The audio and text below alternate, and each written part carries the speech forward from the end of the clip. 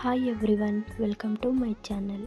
ಇವತ್ತಿನ ರೆಸಿಪಿ ಕಡಲೆಬೇಳೆ ವಡೆ ಮನೆಯಲ್ಲಿ ಹೇಗೆ ಮಾಡೋದು ಅಂತ ನೋಡೋಣ ಬನ್ನಿ.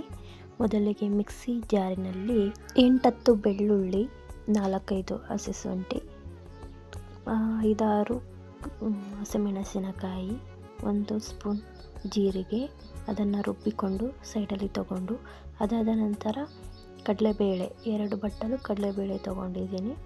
ಅದನ್ನು ರುಬ್ಕೊಂಡು ಬೌಲ್ನಲ್ಲಿ ಹಾಕ್ಕೊಂಡು ಅದಕ್ಕೆ ನೀರುಳ್ಳಿ, ರುಬ್ಕೊಂಡಿರೋಂಥ ಚಟ್ನಿ, ಆಮೇಲೆ ಕರಿಬೇವು, ಅದಾದ ನಂತರ ರುಚಿಗೆ ತಕ್ಕಷ್ಟು ಉಪ್ಪು,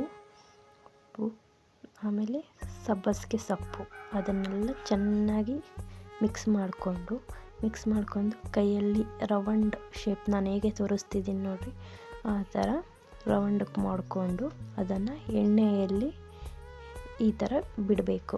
ಈ ಥರ ಬಿಟ್ಟರೆ ಗರಿಯಾದಂತಹ ಕಡಲೆಬೇಳೆ ವಡೆ ರೆಡಿ ಆಗುತ್ತೆ.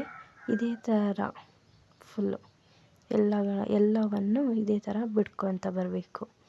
ಇವಾಗ ಫುಲ್ಲು ರೆಡ್ ಆಗಬೇಕು, ರೋಸ್ಟ್ ಆಗೋ ತನಕ ಕರೆದ್ರೆ ಈ ಥರ ಗರಿಯಾದಂಥ ಕಡಲೆಬೇಳೆ ವಡೆ ರೆಡಿಯಾಗುತ್ತೆ. ನೀವು ಮನೆಯಲ್ಲಿ ಟ್ರೈ ಮಾಡಿ ಯಾವ ಥರ ಬರುತ್ತೆ ಅಂತ ಕಮೆಂಟ್ ಮಾಡಿ.